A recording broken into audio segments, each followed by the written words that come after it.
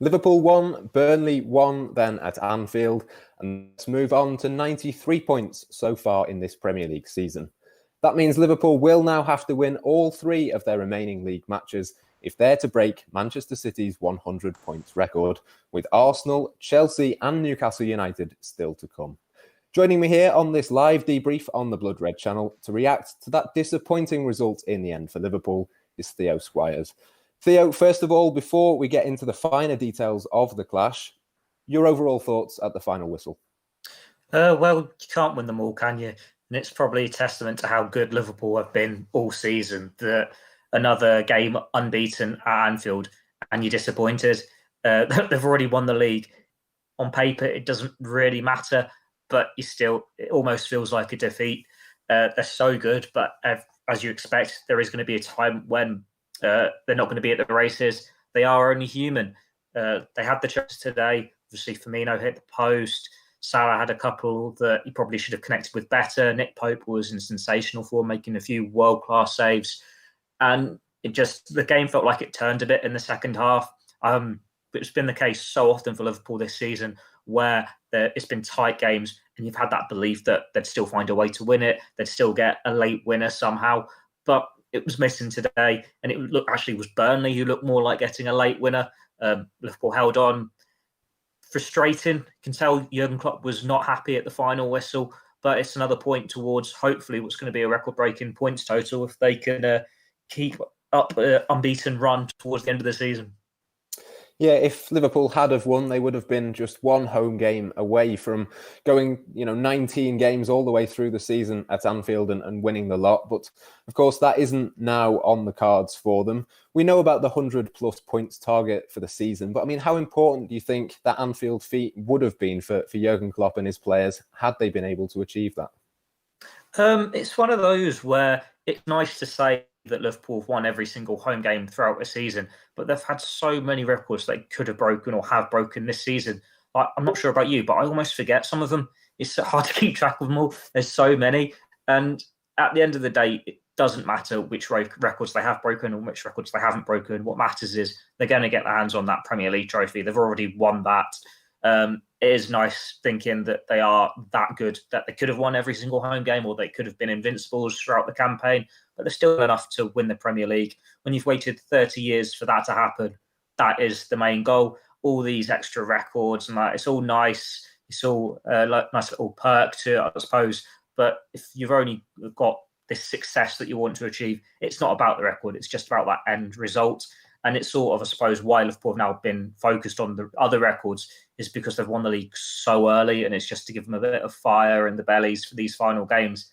And it hasn't quite happened today. But if they say are unbeaten against, is it Chelsea that last home game, winning 17 and drawing 2 or winning 18 and drawing 1, it's still pretty good, isn't it?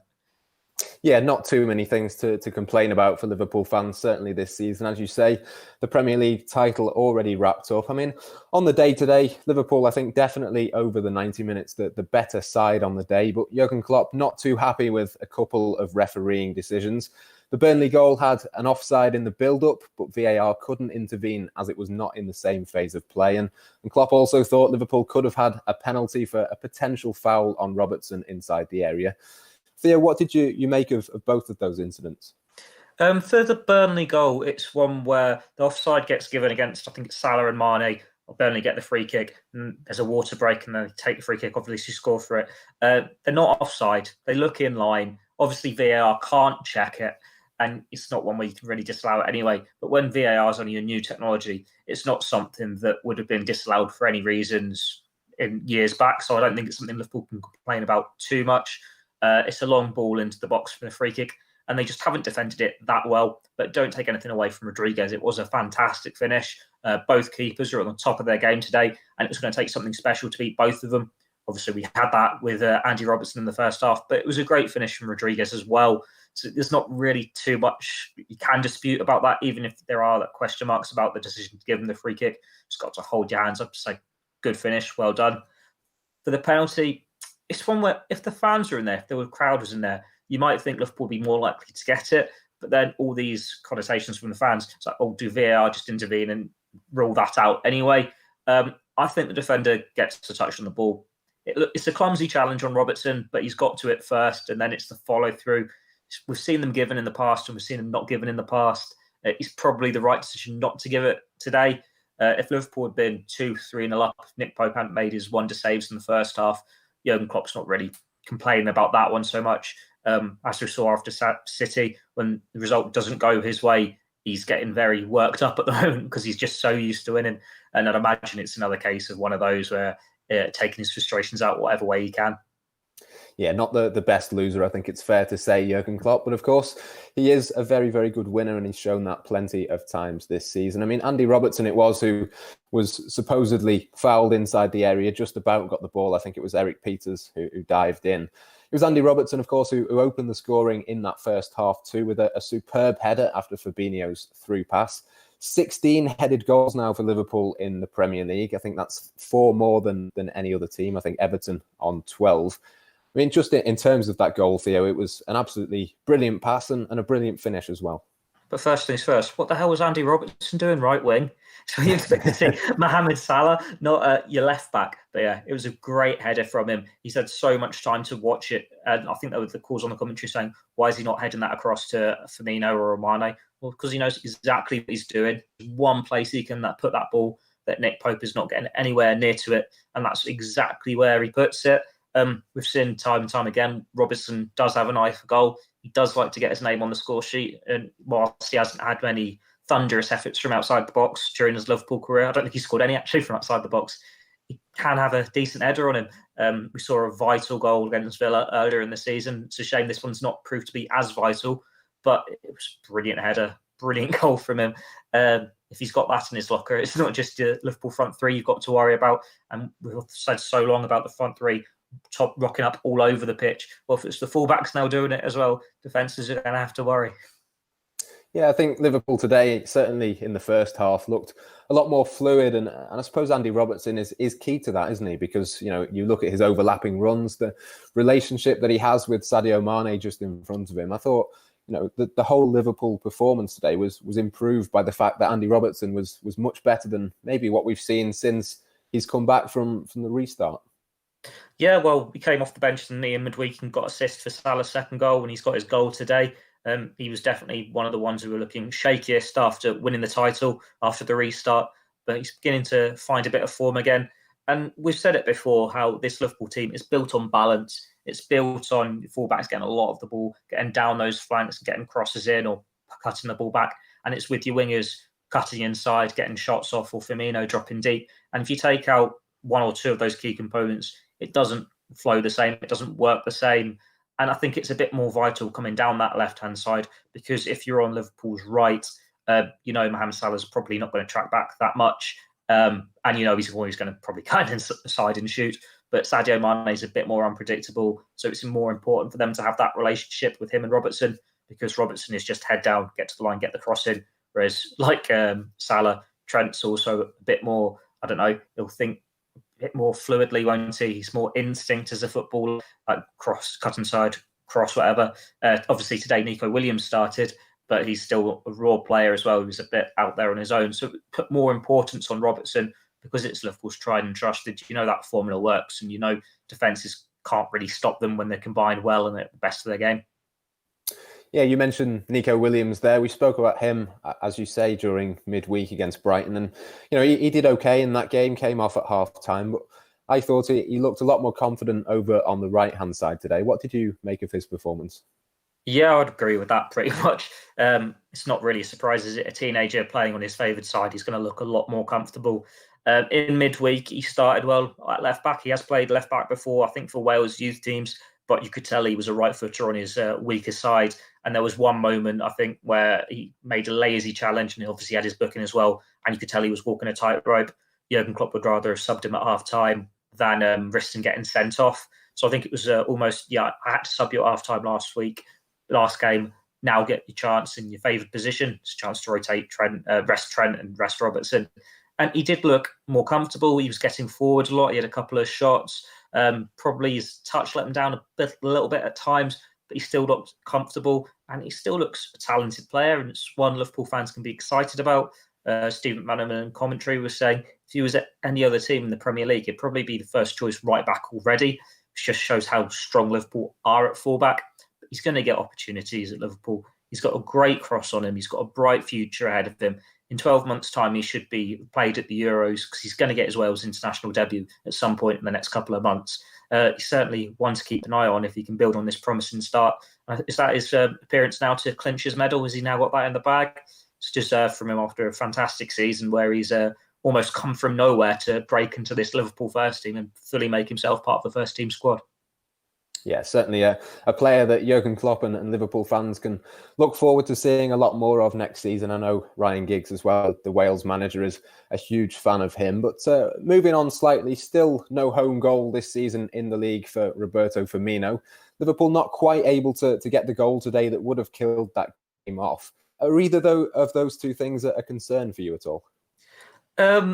Maybe if it was earlier in the season or if it was still the issue in a couple of months' time at the start of next season, but it's not so much now because it's just one of these weird quirks, isn't it, that Firmino hasn't scored at home in the league all season when Liverpool haven't lost at home in the league all season, and when Mohamed Salah and Sadio Mane pretty much score every game between them anyway. Was it 250 goals now we've said between the front three? They're going to go through spells where they're not at the races, and it was just a really rare day when none of them get on the score sheet today. But it wasn't through lack of trying. Firmino, obviously, he hit the post. He had that scuffed effort. And I think the commentators on BT, they're critical of him there for not hitting the ball properly. But it's his weaker foot. And I'd argue that if he had connected properly, Nick Pope probably saves it. So it's one of those where scuffing it almost took it in for him. He's unlucky. The goal will come, though, and he's still so important to the way Liverpool play without getting on the score sheet. You rely more on Mane and Salah to provide the goals. And it just doesn't happen for him every week. It is a rare occasion where they both don't score, and that is what's happened today. Salah definitely had a couple of chances where he could have kicked it better. Quite a few of his shots seem to fall on his right foot, for example, and we all know how much he prefers his left foot. But then that volley he had in the first half, so much venom on it, that was with his weaker foot. Nick Pope obviously did well to deny Sadio Mane. The issue for me with those two is, I think we mentioned it on the pod yesterday, that now the league's won, there's almost a bit more selfishness in Mane and Salah's games. They're going for the goals for themselves. Salah's obviously got his eyes on the golden boot, and Mane doesn't want to be forgotten because he could have realistically been in the reckoning as well. There are a few occasions where Salah's gone for goal where he perhaps would have been better passing. There were definitely a couple of chances where Mane's just shot from 25, 30 yards when Liverpool were pushing for a winner when he would have been better to pass. And there was definitely one instance when Salah was unmarked on the edge of the box and he's ignored him. But you expect that from competitive finishers that are two of the best forwards in the game. You're allowed to have that selfishness when you're as good as both of them are. And while it might be frustrating where they've made the wrong decision and sort of scuffed a shot or hit it straight down the keeper's throat for the number of games they win for Liverpool, I think you can forgive them on one or two occasions. Yeah, certainly plenty of goals in that Liverpool front line, and the fact that Roberto Firmino hasn't scored still at Anfield this season is more of an anomaly than anything else. One big positive for me was Curtis Jones, his first Premier League start in the centre of the pitch, and he slotted in really and looked like he'd always been there. And I suppose for him, with the likes of Phil Foden and Mason Greenwood impressing and getting headlines at other Premier League clubs, he's another English youngster that we shouldn't really overlook. No, and with Curtis Jones, it's important to remember he's younger than them as well, isn't he? He's like sort of not had that look in before because Liverpool have been so good. It's only this season where he's broken through. Whereas with City, United, Mason Mount at Chelsea, they've had to turn to them a bit sooner or give them those rolling spells. Obviously, Liverpool did consider loaning out Curtis Jones early in the season, but he showed how good he could be, how much he could contribute still as a first-team player. And he's not looked back really since getting his winner against Everton. What I like about him is he's just so confident. It's almost arrogant when he's on the pitch. You don't fear giving him the ball because he doesn't look like a teenager. He could easily be like a rabbit in the headlights or something, but he's so calm on the ball. He's always looking up, looking for the right pass. He's running his dribbles. He just knows what to do with it. And he's a very mature performance from a young player who is still only, 19? I don't think he's even 20 yet. And he's another encouraging sign. Had a lot of talk in this season how Liverpool haven't got a playmaker, how they haven't got that midfielder that can just run at defences, unlock defences. And it's like, well, maybe Naby Keita's supposed to do that role, or Oxlade-Chamberlain, but they're still more box to box in how they perform. Whereas Curtis Jones does have the potential to be more of a number 10, because we've seen he's certainly got an eye for goal. He's shown that in the 23s this season. Like, he can cut inside and be on the left wing and be a vital goal threat there. And it's nice to have this player who looks pretty much quite calm and cool on either foot, can pick a pass, can obviously score goals. And when he's so young, he's just going to get better and better. Liverpool are losing a talented playmaker in Adam Lallana this season. With injury issues, his age, part of the reason why he's moving along. And they've definitely got a ready-made replacement there who could be another young player who's going to have a bright part in this Liverpool team in the future. Yeah, no Naby Keita, as you say, and Jordan Henderson, of course, out injured for the remainder of this season.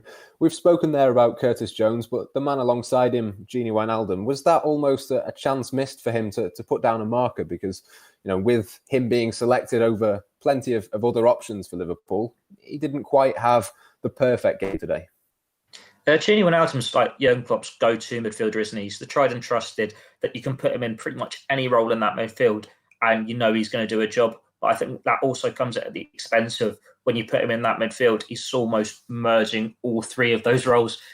Whereas for when he plays for the Netherlands, he's just unleashed as this number 8, number 10, whatever you want to call him, attacking midfielder who can get forward, score goals. With Curtis Jones in the team today, he was obviously the one who had that attacking talent, who's allowed to run forward. With Wijnaldum, he's got to, I suppose, compensate somehow. He's got to lose something to sit deeper to protect his teammates. When Jordan Henderson's in the team, Jordan Henderson's the one who's going forward and attacking, partly because Salah doesn't get back or to offer that protection to Trent, whereas Gini can be a bit more conservative there. We've seen Fabinho's got a great pass on him as well. I wouldn't say it's an opportunity lost or missed out on from him, because it's just doing what he does for this Liverpool team. It's easy to look at his role for the Netherlands, scoring goals every time he seems to get a call up, but that's not his role at Liverpool. He gets goals when he needs to get the goals in the big games. He's a big game player, but you don't really notice him as much in these sorts of games because it's more about retaining possession and giving it to your match winners. So I wouldn't be too concerned with him not grabbing that opportunity, because Klopp is always going to turn to him because you know exactly what you get from him. He's a player you can trust, and that's one of the reasons why he's been at the club for so long, and he's been pretty much in the starting 11 as many times as the other player from, say, Firmino. Yeah, another player that Jurgen Klopp trusts completely.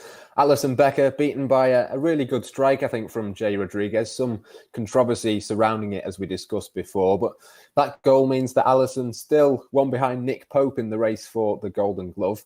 I mean, Pope was absolutely superb today on a number of occasions. Do you think he's going to get there and Alisson's going to get that Golden Glove this season? I'm being pessimistic now. I don't think he is going to get the Golden Gloves award. I think this was a big chance for him to catch up with Nick Pope and stake that claim today. And granted, he can't really do anything about the goal, and he's made a number of brilliant saves themselves. But when you look at the fixtures the two sides have left, Norwich, I think Burnley have still got to play. They've got a couple of the other easier fixtures, whereas Liverpool have got to face Arsenal, they've got to face Chelsea. So you'd imagine that Liverpool defence will be a bit more under pressure there. Granted, Arsenal aren't in their best moment at the moment, but here, Emerick Aubameyang, Alexandre Lacazette, Chelsea have got Pulisic in good form. They've got Willian in good form. And Giroud always seems to do well against Liverpool. They're going to have to be at their best to stop these top sides from getting on the score sheet. Whereas Burnley, when Nick Pope's in the form he was today, not many teams are going to score against him. Like, he's just had two of the best forwards, or three of the best front three in the world, all failing to score against him. He'll be confident going forward, and he's probably going to edge out Alisson. But it's important to remember how much football Alisson's missed. Like, Nick Pope's played a full season pretty much as first choice for Burnley, whereas Alisson's missed a good third of the games, and he's still only a clean sheet behind him. It's mental. Granted, he doesn't have quite as much to do, but we can see, as we saw today, when he is threatened, he can usually stand up and be counted. He is the best keeper in the Premier League. He's probably the best keeper in the world, and he might not win the Golden Gloves this year, but you went back against him winning it next year. Yeah, Nick Pope, I think, playing 9 more Premier League matches than Alisson so far this season. And I suppose you mentioned Arsenal and Chelsea there. Newcastle United in a decent bit of form for Liverpool to play on the final day as well. So certainly not easy. And I suppose we've spoken about the Golden Glove. We should probably touch on the Golden Boot as well. Mohamed Salah, desperate to get on the score sheet today. Didn't quite do that. He'll be disappointed, even though he didn't have too many clear-cut chances, won't he? Yeah, definitely. I'd say, as I've said, Addison, it's probably gone for him. It's pretty much gone for salaries. What, 5 goals behind now? He's going to have a Mikel Antonio performance to put 4 past someone to win that now. But he's still a good finisher. He's still probably going to get 20 Premier League goals for the season. Third successive season. That's a hell of a record. Granted, he might not have got the Golden Glove, and that will hurt him.